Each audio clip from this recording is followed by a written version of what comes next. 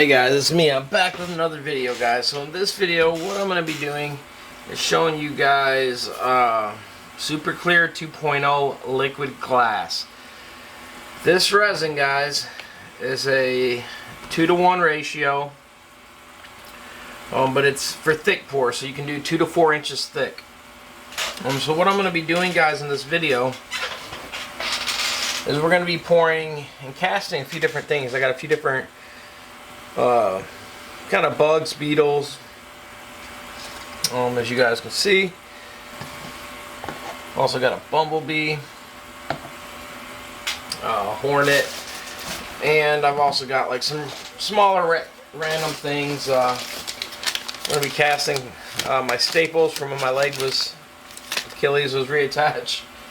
So got a bunch of just random things, guys. So we're going to do some of these castings. And some of these are going to be a deep pour casting. Other ones are just going to be kind of a thin pour. These are all silicone molds. So what we're going to do when we're doing some of these deeper castings, what you're going to want to remember, if you want to suspend the object in there, you're going to have to let it pour and start to tack up. Then you're going to place your object in there, and then you're going to, once it's kind of cures up a little bit longer, then you're going to come back and put your final coat over it, because what will happen, a lot of that stuff is going to float. So if you don't want it at the top, you're going to have to do 2 castings.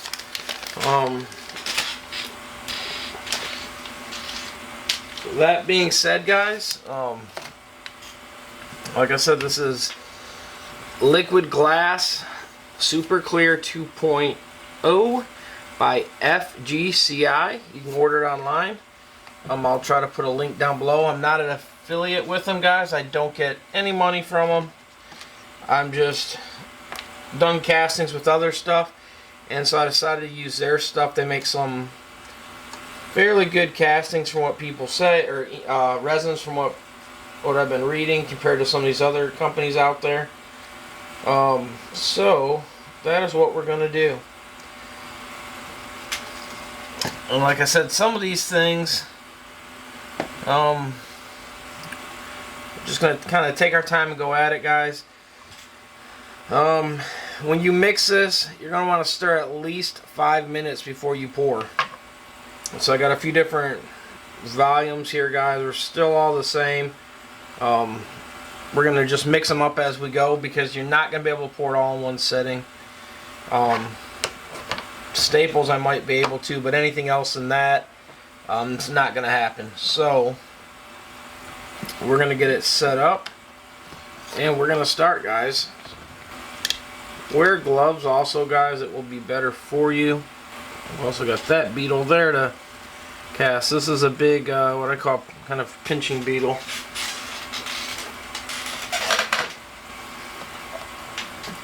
So what we're going to do, guys, I pour it into this one so I can see it a little bit better, but we're going, and the thing with resin, guys, there is no better, like, it doesn't help if you skimp on one and not the other on the ratio. The ratio has a factor for a reason, guys, and you want to hit that as close as you can to the ratio that they say.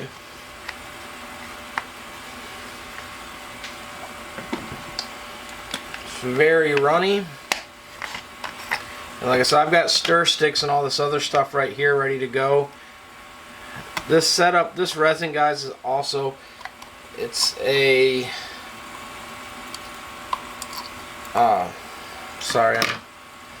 it is a 72-hour resin, guys, so it does take some time.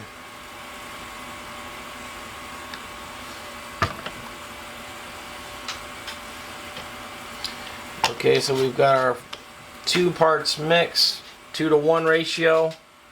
We're going to set this out of the way as good as I can. As you guys can see, it kind of's got a weird little thing in there where it kind of more or less mixes or kind of separates. You're gonna stir this and just keep stirring it. You don't want to whisk air bubbles into it. If you're doing a bigger pour, you could use a mixer. They make resin mixers for this. Get along the edge, guys. You do not want any resin not to mix. Like I said, this is you're gonna stir this for 5 minutes, so you're gonna be here a few minutes. And you can see as you're stirring it, you're slowly gonna get that the two separate parts to blend away. That is what you want. You're just going to keep stirring this. So guys, like I said, it's 5 minutes, so we're going to edit this on the mixing. And like I said, you can see how runny this is. It's very runny. It's not like some of the other resins. This is not like a tabletop resin that's going to be more thick and hold it. This is very liquid. It's made for deep pours and pouring it into molds. You could, guys, put this in a pressure pot after you're pouring it to get the air bubbles out. It's supposed to be very low air bubbles. You can actually hit the top of it also to remove them also. And like I said, just back to stirring this little mixer thing. We're going to go back to the other one.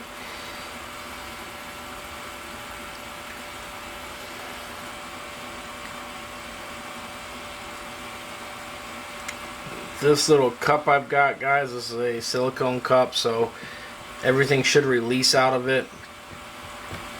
But if you're doing bigger pours, use a bigger cup because you'll definitely need it. And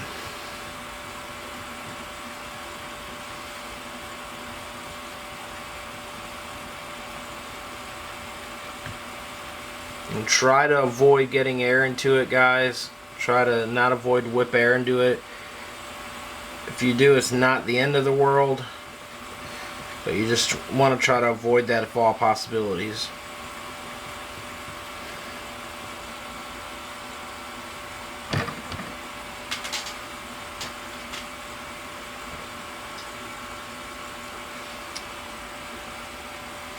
And what you'll see, guys, with this is you're going to get bubbles in it. They're going to slowly rise their way to the top. You can take a heat gun or a heat torch and pop them also. We're going to just let them do what they're going to do because, like I said, we're going to pour a few castings.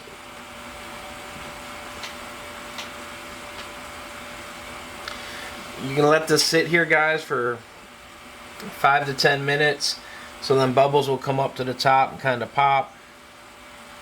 That's the best bet, and then you're going to pour. So bear with me, guys. We'll be right back.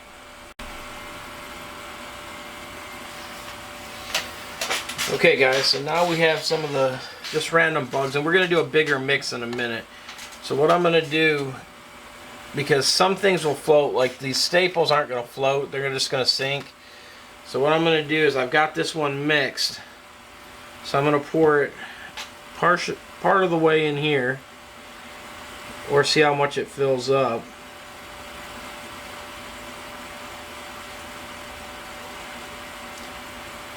And then I'm going to pour some into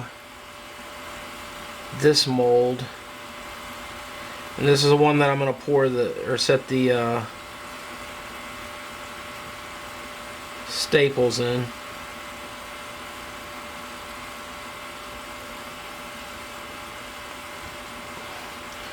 And then we've got this wasp over here. So on this one, like I said, they normally tend to float or sink, just depends. But what you want to do is, like for instance, he's floating. You want to kind of make sure they get coated really well, even if you're going to do another pour on it like I plan on it. And the reason you want to do that is because they'll get air bubbles trapped on them, and when you do, you'll see that inside the casting. So if you get it coated good and kind of dunk them more or less, or hold them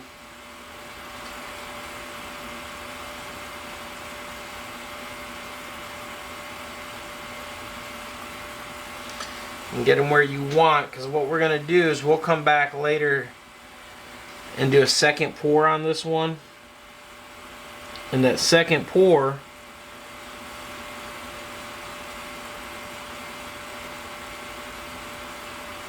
will go over top of him.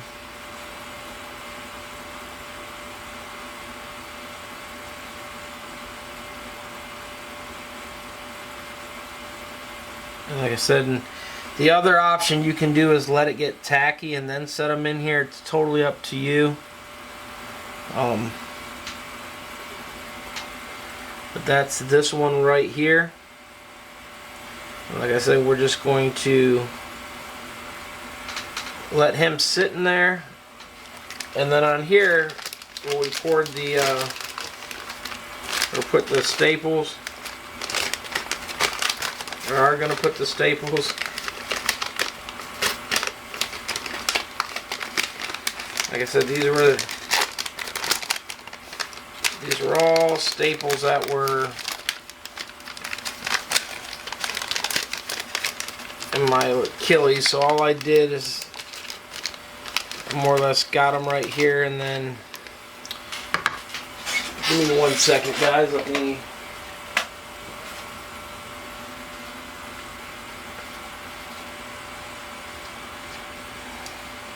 Okay guys, so I'm back. I had to go get some scissors to cut this bag open a little bit better. And all I'm going to do, guys, is kind of, there's a few different ways you can do it. You can kind of just toss them in there, let them go where they want. You can kind of sprinkle them around.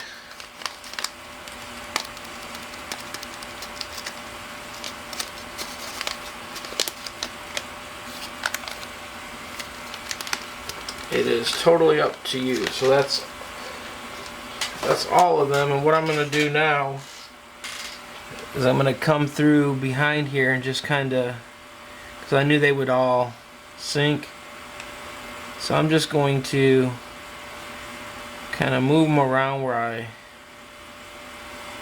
kind of like it.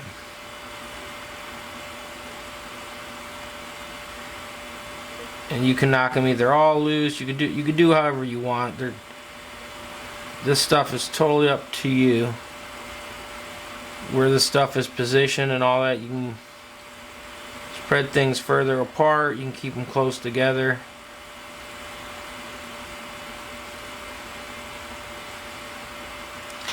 And so some of these molds, like this one down here,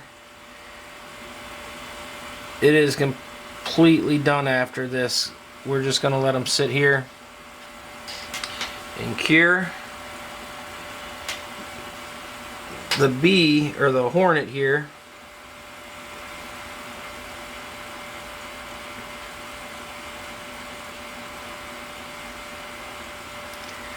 we're going to leave that one sitting here, but we're going to come back. And then what we're going to do also is we're going to mix us another batch, because and we're going to dump just part of this into here. It ain't going to hurt, because we're going to fill this one up, and we're going to put one of the beetles in here, and then we're going to fill this one up halfway also. We're going to put the cicada in there, and then we'll probably do like a bumblebee or something in this one. But we're gonna fill them halfway, guys. So we're gonna do some more pouring. We're gonna do, these are 100 milliliters, so we're gonna fill 2 of these up with the one part and 1 of them up with the other part. I've got a few of these around here, and that's gonna give us enough resin, hopefully, to get the other one started at least.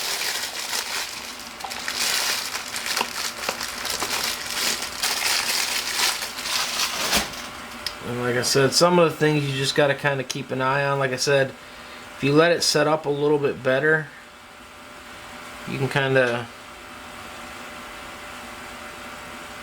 control where things sit or are floating. Make sure you're kind of on a level table, because if not, these things are going to move. But you want to make sure you have enough of the stuff. So here we go, guys. We're going to do, and then we're pouring into another cup here, and we're going to mix that. So we're going to do the one part, but we're doing 100 milliliters of each, guys. So bear with me. Alright, guys, and then what we're going to do, we're pouring into one and mixing it into the other. And another thing you can do is take your stir and make sure you get everything out. It would have been easier to actually dump it all into the one thing to begin with, but I didn't do that. And make sure you scrape the bottom of these things, because there's quite a bit of resin left. And the same thing with this one. This is the second part. This is the hardener. You're still going to want to do the same thing with this. And now we're going back to what we did earlier, guys, and that's mixing these up. And like I said, guys, just mix it up and mix it up good. You can see, guys, it has like a marble look to the top. That will go away once you get that mixed and everything incorporated. So just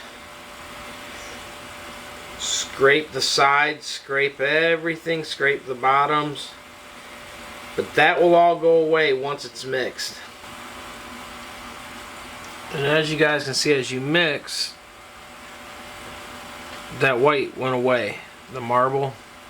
Alright, guys, so I'm back again now with part 2. So now we're going to do the secondary pour. So here's like one of them. We've got the first pour, and we've got all the other ones up there, so you're going to have to stay tuned to see how they look. And here's some really old castings. This was with a different casting, so it came out yellow. But here's some more staples of mine for my other leg, and here's a Black Widow that I did. But so we're gonna pour the rest of these. We're gonna, of course, mix them up and all that, pour them.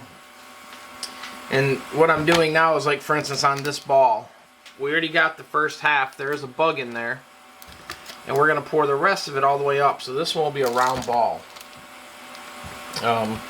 The other ones are the other shapes. So we're gonna do the normal thing like I did last time, and we're gonna mix it up and kind of fill all these up to see how much we can get in each of these, because some of these are going to be pretty full. This one's going to take a lot.